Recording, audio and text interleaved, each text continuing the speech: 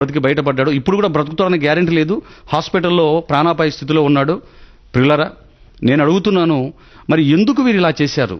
భారతదేశంలో ఇంతకు మునుపు ఎప్పుడు లేని విధంగా ఈ సంఘటన నడిబొడ్డులో, రాజధాని నడిబొడ్డులో జరిగిందండి. ఇంకొక విషయం చెప్పమంటారా? విచిత్రం ఏంటంటే, వారు జరిపినటువంటి ఈ మతోన్మాద చర్యనంతటినీ కూడా రికార్డ్ చేశారండి. వీడియో రికార్డింగ్ చేసి యూట్యూబ్లో కానివ్వండి, ఫేస్బుక్లో కానివ్వండి, ఆ ఫొటోస్ని, ఆ వీడియోస్ని అలాగ పెట్టారు.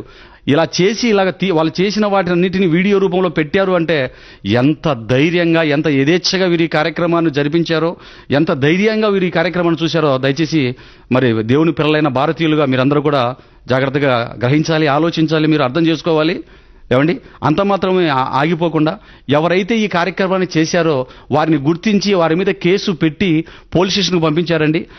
విచిత్రం ఏంటంటే, పోలీస్ స్టేషన్కు పంపించినటువంటి 24 గంటలు తిరక్క మునిపే ఆయన అలాగ చావు బతుకుల మీద కొట్టి పడేసినటువంటి వీరు దర్జాగా బెయిల్ తీసుకొని బయటికి వచ్చి కాలర్ ఎగరేసుకొని తిరుగుతున్నారు మరలా హైదరాబాద్లో. అంటే పరిస్థితి మన భారతదేశంలో రాజ్యాంగాన్ని వెక్కిరించే కార్యక్రమం ఏ స్థాయిలో ఉందో దయచేసి మీరు ఆలోచించండి ప్రియులారా. ఏమండి, ఇంత సంఘటన, ఇంత గందరగోళమైన పరిస్థితి, ఇంత హృదయ విదారకమైన పరిస్థితి జరిగినా కూడా, ఇంత ఘోరం రాజధాని నడిబొడ్డులో జరుగుతున్న ఒక్క పేపర్లో కానివ్వండి, ఒక టీవీ న్యూస్లో కానివ్వండి, అసలు ఈ మీడియాలో దీనికి సంబంధించినటువంటి ఇంత న్యూస్ కూడా ఎవరు రాయలేదు, ఎవరు చూపలేదంటే పరిస్థితులు ఎలాగున్నాయి మీరు ఆలోచించండి. ఏమండి, ఎక్కడైనా చీమ చిటుక్కమంటే ఈ న్యూస్ మీడియా వాళ్ళు స్పందిస్తారే? సమాజానికి హాని చేయకుండా రాజ్యాంగం ప్రకారంగా ఆయన నమ్మిన విశ్వాసాన్ని, ఆయన నమ్మిన నమ్మకాన్ని పంచుకుంటున్నందుకు ఇలా చేయటం ఎంతవరకు సబబు, ఎంతవరకు రాజ్యాంగం సారంగా ఇది జరిగిందో మీరు ఆలోచించాలి. ఏమండి, ఇలా దర్జాగా బయట తిరుగుతున్నారు, వాళ్ళు కాలర్ ఎగరేసుకొని తిరుగుతున్నారు. వీరు ఇలా చేస్తున్నారంటే వీరి వెనకాతల ఎవరున్నారు అడుగుతున్నాను. వీరి వెనకాల ఎవరు లేకపోతే ఇంత దర్జాగా వీరు బయటికి రాగలుగుతారా, ఇలా తిరగలుగుతారా? మన రాజ్యాంగాన్ని, దేశ చట్టాన్ని వెక్కిరించడం కదా ఇది. మరి పోలీసు వాళ్ళు చిన్నది ఏది జరిగినా సరే వెంటనే, అదే ఒక క్రైస్తవుడిలో హిందువుని చంపితే, హిందువుని కొట్టేస్తే, చంపేస్తే ఊరుకుంటారా వీరు? మరి ఇంత చేసినా సరే ఒక్క రోజులో బయటకు వచ్చేసి 24 గంటల్లో బెయిల్ తీసుకుని బయటపడ్డారంటే మరి వీరి వెనకాతల ఎవరున్నారో, ఏ రాజ్యాంగ వ్యతిరేక శక్తులు పనిచేస్తున్నాయో దయచేసి దేవుని పిల్లలుగా మీరందరూ కూడా గమనించాలి, ఆలోచించాలి. ఏమండి, అసలు ఇలా చేసే హక్కు వాళ్ళకు ఉందండి? అసలు ఇలా చేయవలసిన అవసరం ఏంటి అని అడుగుతున్నాను. ఇలా చేయవలసిన అవసరం ఏంటి? అసలు ఎందుకు ఆయన ఇలా గాయపరచాలని అడుగుతున్నాను. ఈ దేశమైన నీ బాబు సొమ్మ, మీ తాత సొమ్మ? ఎవడి సొమ్మని ఇలా చేస్తున్నారు వీళ్ళు? ఎవడి సొమ్మిది? నీకెంత అధికారం ఉందో భారతదేశంలో ప్రతి ఒక్కరికి అదే అధికారాన్ని కలిగి ఉన్నారనే సంగతి మర్చిపోయారు. పొగరబడినట్టు మతోన్మాదులు అండి వీరందరూ కూడా. వాళ్ళ ఆ పొగరబోతులతో మతోన్మాదులు చెప్తున్నాను.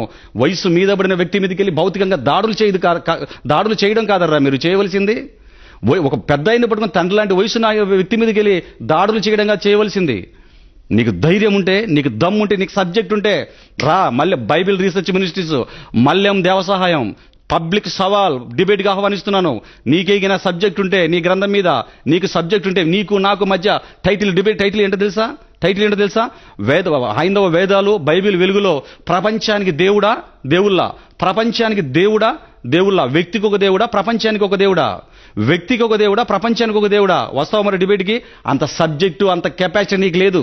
భౌతిక దాడులు చేసేవాడికి, భౌతిక దాడులు దిగేవాడికి ఆధ్యాత్మికమైన కోణం ఉండదు.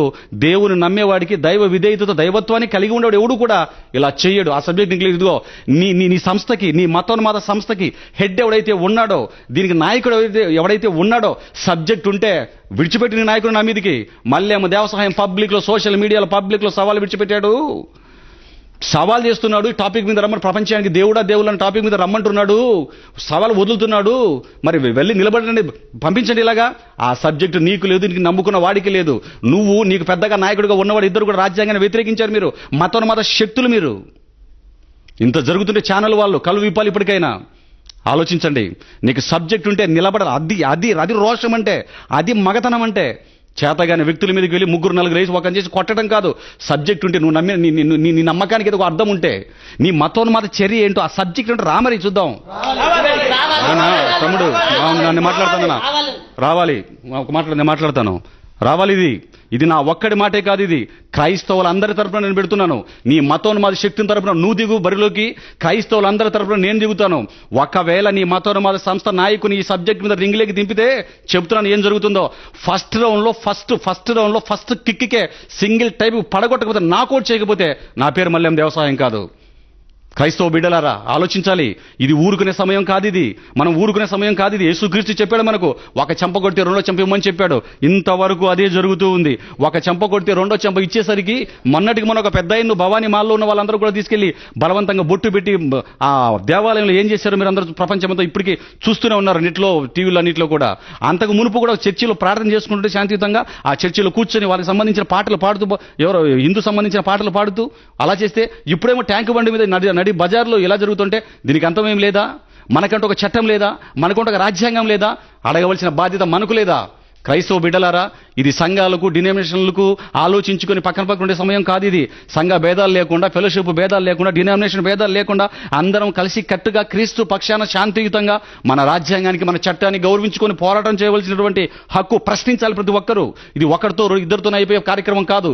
క్రైస్తవులందరూ ఏకతాటి మీదకి రావాలి. ఛానల్స్, ముఖ్యంగా ఈ ఛానల్స్, ఈ సువార్త ఛానల్ అని, ఆరాధన ఛానల్, ఈ ఛానల్స్, క్రైస్తవ ఛానల్స్ ఏనైతే ఉన్నాయో, ఏమర్రా మీకు కళ్ళు ఉన్నాయా లేవా? మీకు కళ్ళు ఉన్నాయి లేవా? చెవులు ఉన్నాయి లేవా? పనిచేస్తున్నాయి లేవా? మీరున్న హైదరాబాద్ నడిబొడ్లు ఎంత జరుగుతాయి? ఏమర్రా ఛానల్ చూపించరు మీకు? ఏం ఛానల్ చూపించరు మీరు?